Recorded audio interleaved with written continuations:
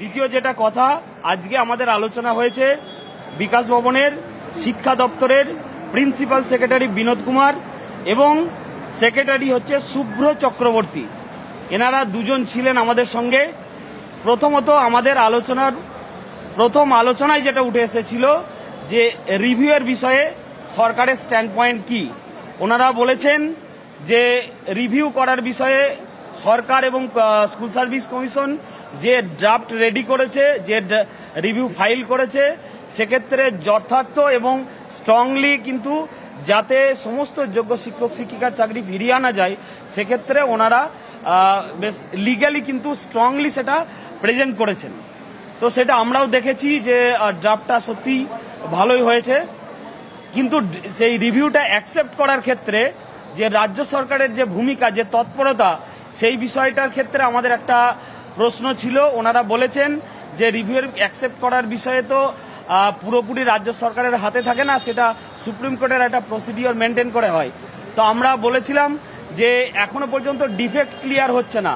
ওনারা জানিয়েছেন রাজ্য সরকারের একটা যে রিভিউ ফাইল, সেটা একটা ডিফেক্ট ক্লিয়ার হয়েছে, কমিশনেরটা সম্ভবত হয়নি, রাজ্য সরকারেরটা ডিফেক্ট ক্লিয়ার হয়েছে।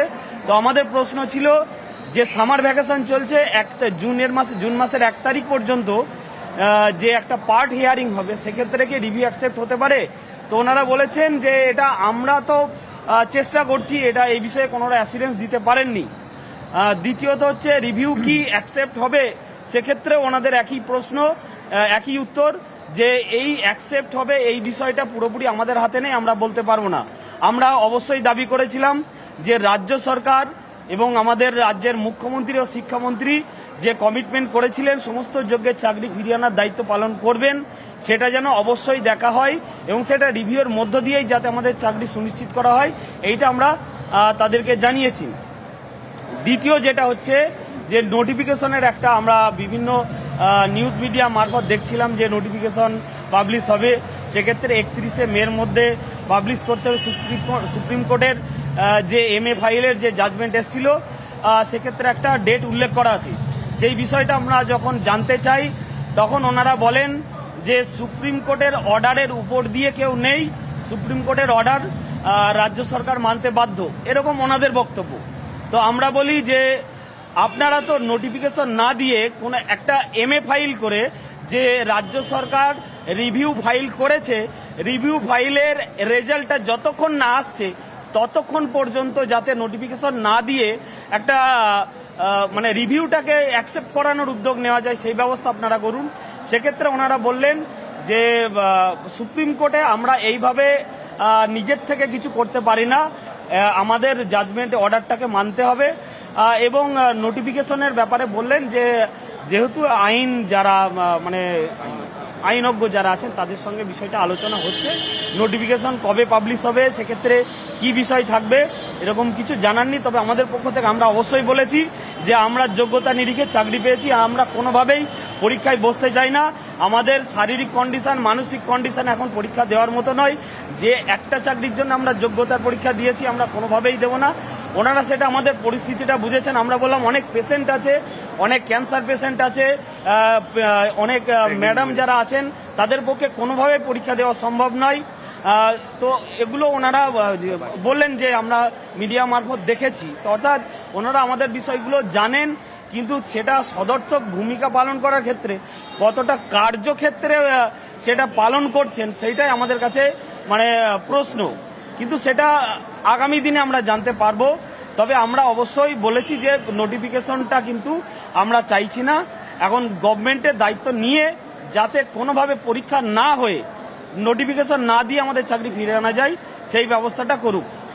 এ বিষয়ে আরও কিছু কিছু প্রভিশন আমরা বলেছিলাম যে আইন বাঁচিয়ে যাতে সমস্ত যোগ্য শিক্ষক শিক্ষিকা ও শিক্ষাকর্মীর চাকরিটাকে সুনিশ্চিত করা যায়, এই প্যানেলটাকে বাঁচানো যায়, বা অন্যান্য ক্ষেত্রে যদি প্রয়োজন হয় যে রিপ্যানেলের মধ্য দিয়ে, কারণ OMR অথেন্টিক, এটা CBI-এর যে OMR উদ্ধার করা যে OMR কপি, সেটা কিন্তু সুপ্রিম কোর্ট এবং হাইকোর্ট সেটাকে মান্যতা দিয়েছে। তাহলে সেটা যদি মান্যতা দেয়, তাহলে কমিশন বা সরকার সেইটাকে মান্যতা দিয়ে কোর্টের কাছে এইটা অ্যাপিল করুক যাতে রিপ্যানেলের মধ্য দিয়ে এই এই যারা যোগ্য শিক্ষক শিক্ষিকা তারা যাতে এই মানে সেম চাকরিতে সেম স্যালারিতে এবং স্বপদে বহাল থাকতে পারে সেই ব্যবস্থাটা ওনারা করুক। আমাদের দাবিগুলো ওনাদের কাছে আমরা তুলে ধরেছি, এবং সেটা কতটা অ্যাপ্লাই করবেন বা কতটা রেজাল্ট আসবে সেটা কিন্তু ওনারা আমাদের অ্যাসুরেন্স দিতে পারেননি, সেটা ওনারা নোট ডাউন করেছেন। এবার বাদবাকি কিছু বিষয় আছে, সেটা হাবিব বলবে। আমার নাম বৃন্দাবন ঘোষ।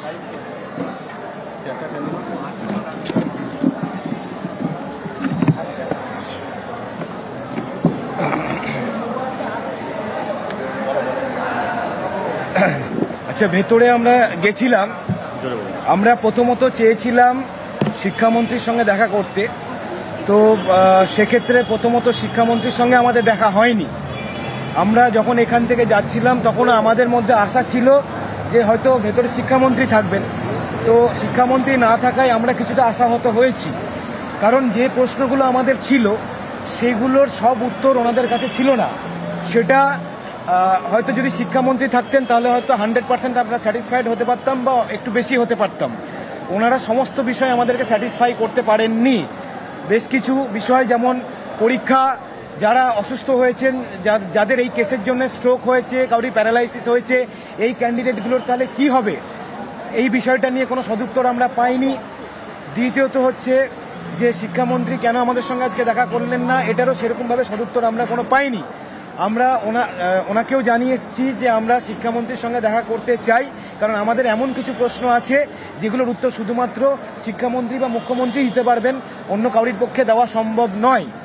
আচ্ছা, তাই আজকে যে মিটিংটা হয়েছে সেটা কিছুটা প্রশ্নের উত্তর আমরা পেয়েছি বটে, কিন্তু আমাদের অনেক প্রশ্নের উত্তরই আমাদের না জানা থেকে গেছে। এই জায়গাটা আমাদেরকে একটু ভাবাচ্ছে। দ্বিতীয়ত, এরপর থেকে আন্দোলনের অভিমুখ যেটা হবে সেটা শুধুমাত্র আর পশ্চিমবঙ্গমুখী হবে না, দিল্লিমুখীও হবে, এবং আন্দোলনের রূপরেখা আমাদের পরিবর্তন হচ্ছে।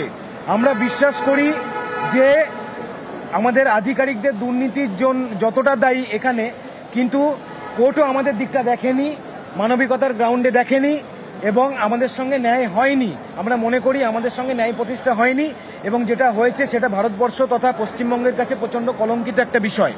তাই এর পরবর্তী আন্দোলনের অভিমুখ আমরা দিল্লিমুখীও করতে চলেছি, এবং সেটা কিভাবে করব সেটা পরবর্তীকালে জানানো হবে। এবং আমরা কোর্টকেও বার্তা দিতে চাইছি যে এইটা যেটা হয়েছে রায়টা, সেটা এতগুলো মানুষের জীবন জীবিকা নিয়ে যে ছেলে খেলা হয়েছে, এই বিষয়টা একেবারে হেলাফেলা করার মতো নয়, এবং এই বিষয়টা নিয়ে পুনর্বিবেচনার যে আর্জি করা হয়েছে সেটা যেন সত্যি পুনর্বিবেচনার জায়গায় যায়। কারণ এইটা ছেলে খেলার কোনো বিষয় নয়। এতগুলো মানুষের জীবন, এতগুলো মানুষ, তাদের সংসার, তাদের বাচ্চা কাচ্চা, একটা পুরো জেনারেশন ধ্বংস হয়ে যাবে, এবং আমাদের রাজ্য তথা দেশবাসীর মেরুদণ্ড ভেঙে যাবে। এবং এই যে রায়টা হয়ে থাকলো, এটা পরবর্তীকালে আমাদের যারা ভাই বোনেরা আছে এবং পরবর্তী প্রজন্ম আছে, তারা যখন পরীক্ষা দেবে এইটাই কিন্তু ইনস্ট্যান্ট হিসেবে ইউজ করা হবে। এবং এই যে হয়ে থাকলো, এর পরবর্তীকালে কোনো প্যানেলে বা কোনো জায়গায় যদি কোনো 2% বা 3% দুর্নীতি বেরোয়, তাহলে কিন্তু সেই প্যানেলটাও ক্যান্সেলের রাস্তার দিকেই যাবে। তাই এই ইনস্ট্যান্সটা সেট হয়ে থাকা উচিত নয়, আমরা মনে করি এটা ভারতবর্ষ তথা পশ্চিমবঙ্গবাসীর কাছে প্রচণ্ড ক্ষতিকর একটা বিষয় হয়ে দাঁড়াবে। তো এই জায়গাটা পুনর্বিবেচনা করা উচিত প্রত্যেকের, রাজ্য যে কোনো সরকার, কোর্ট, প্রত্যেকের পুনর্বিবেচনা করা উচিত। এই দাবিটা আমাদের থাকবে, এবং এর জন্য যে ধরনের আন্দোলন করা দরকার সেটা আমরা পরবর্তীকালে করতে চলেছি। এইটাই। আর আমি বেশি কিছু বলবো না, আমার এইটুকুই বলার ছিল। আপনারা সন্তুষ্ট আজকের মিটিংয়ে? দেখুন, আমরা চেয়েছিলাম আমাদের চিফ মিনিস্টার বা এডুকেশন মিনিস্টারের সঙ্গে দেখা করতে। প্রথমেই তো আমরা সন্তুষ্ট নই, কারণ আমাদের তাদের সঙ্গেই দেখা হয়নি।